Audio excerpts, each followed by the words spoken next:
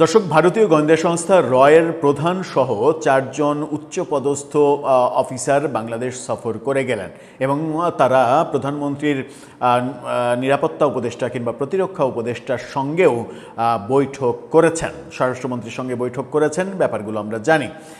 এই ঘটনা তারা যখন সফর করে চলে গেলেন এবং তাদের সফরের মূল কারণ শেখ হাসিনার ফেরার পরে নিরাপত্তা ব্যবস্থা মানে দেখভাল করা, যাচাই বাছাই করা, এরকমটা যখন ভারতের বিভিন্ন গণমাধ্যম দাবি করছে, তখন আমরা দেখছি যে এই সফর শেষ করার পরপরই বাংলাদেশের আইনশৃঙ্খলা রক্ষাকারী বাহিনীর একটা বড় অভিযান, ঢাকার অদূরে সাভারে একটা বড় অভিযান চালানো হলো এবং সেই অভিযান থেকে বিপুল পরিমাণ গোলাবারুদ উদ্ধার করা হলো।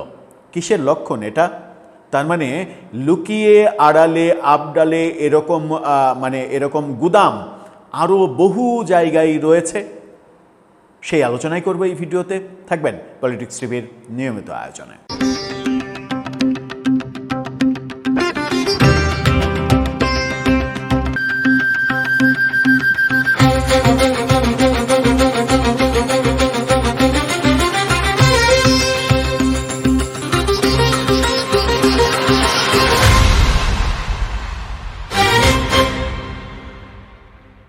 দর্শক, বলছিলাম ভারতীয় গোয়েন্দা সংস্থা রয়ের প্রধান সহ তাদের প্রতিনিধি দল যখন বাংলাদেশ সফর করে দেশে ফিরে গেল, তারপরেই একটা বড় অভিযান বাংলাদেশের আইনশৃঙ্খলা রক্ষাকারী বাহিনীরা পরিচালনা করলো ঢাকার অদূরে সাভারে।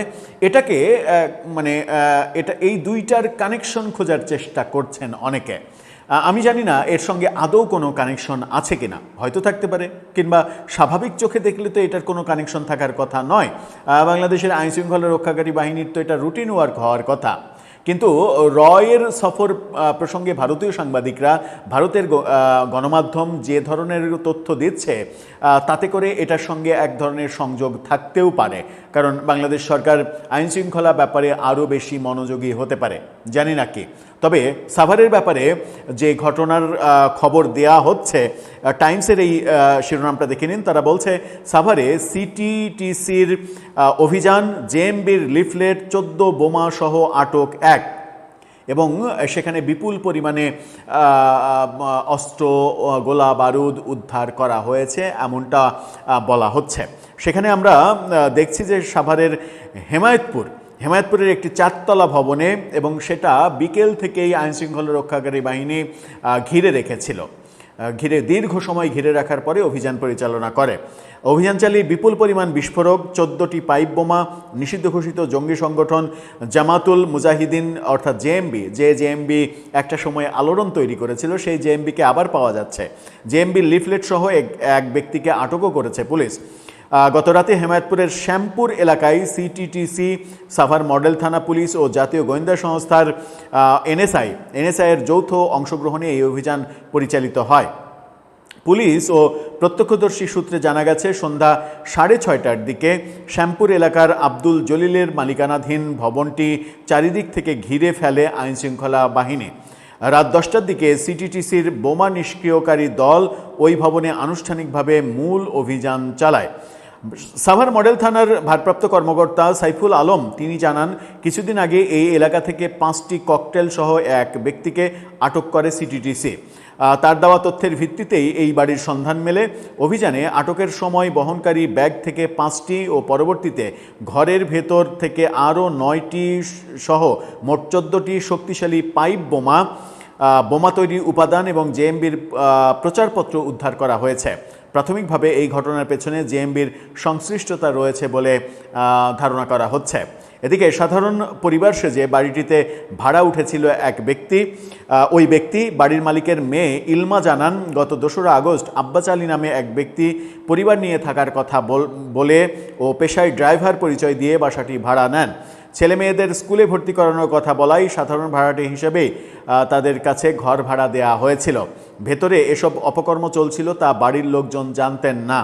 এর আগে গত 30 জুলাই সাভারের আশুলিয়ায় একটি মুদি দোকানে ফেলে রাখা ব্যাগ থেকে একটি বোমা নিষ্ক্রিয় করা হয়েছিল, বোমা পাওয়া গিয়েছিল। সেই বোমাটা ছিল হচ্ছে প্রেসার কুকারের মধ্যে টেপ মারা, অর্থাৎ প্রেসার কুকার বোমা পাওয়া গিয়েছিল।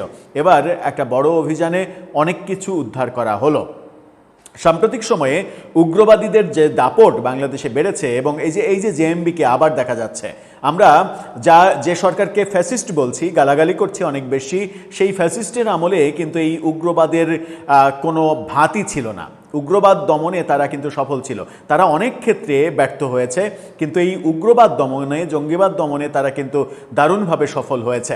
এবং এই জেএমবি বলেন কিংবা যে সংগঠনই বলেন, কিংবা পাকিস্তানি বিভিন্ন উগ্রবাদী সংগঠনের সঙ্গে তাদের পারপাস সার্ভ করা কর্মকাণ্ড বলেন, কোনো কিছুই ছিল না। এবং সবাইকে ধরে কিন্তু কারাগারে রাখা এবং বড় বড় আসামিদের শাস্তি দেয়া, এই ব্যাপারগুলো তারা করেছিল। কিন্তু ডক্টর ইউনূসের আমলে আমরা দেখলাম একযোগে জেলখানা থেকে সমস্ত উগ্রবাদীদের ছেড়ে দেয়া হলো এবং তারপরে দেশে আবার উগ্রবাদীদের দাপট আমরা লক্ষ্য করছি এবং একের পর এক এই ঘটনাগুলো দেখছে। যখন বিদেশি গোয়েন্দা সংস্থার কর্মকর্তারা এসে বাংলাদেশে নিরাপত্তা নিয়ে বহু রকমের মিটিং সিটিং করছেন এবং তাদের চলে যাওয়ার পরে এরকম একটা অভিযান এবং এরকম একটা উদ্ধার, এটা যে কেউ হয়তো কানেক্ট করার চেষ্টা করবেন, কিন্তু কানেকশন থাকুক আর না থাকুক, অন্য দেশের তো ব্যাপার না। আমার দেশে কি ঘটছে না ঘটছে, আমার দেশকেই তো সচেতন হতে হবে। এবং এই সচেতন হওয়াটা সরকারের হয়তো কর্তব্য, কিন্তু সরকারের কি এটাও কর্তব্য না যে জেলখানা থেকে এত বিপুল পরিমাণ উগ্রবাদীদের ছেড়ে দিলেন ডক্টর ইউনূস কিংবা মেটিকুলাস ডক্টর আসিফ নজরুল? কোন স্বার্থে? পেছনে কি রহস্য আছে? ডক্টর ইউনূস না এসএসএফ নিরাপত্তা ব্যবস্থার মধ্যে রয়েছেন? যেহেতু সাবেক প্রধান উপদেষ্টা 6 মাস হতে চলল, আরও 6 মাস তিনি এই নিরাপত্তা ব্যবস্থার মধ্যে থাকবেন।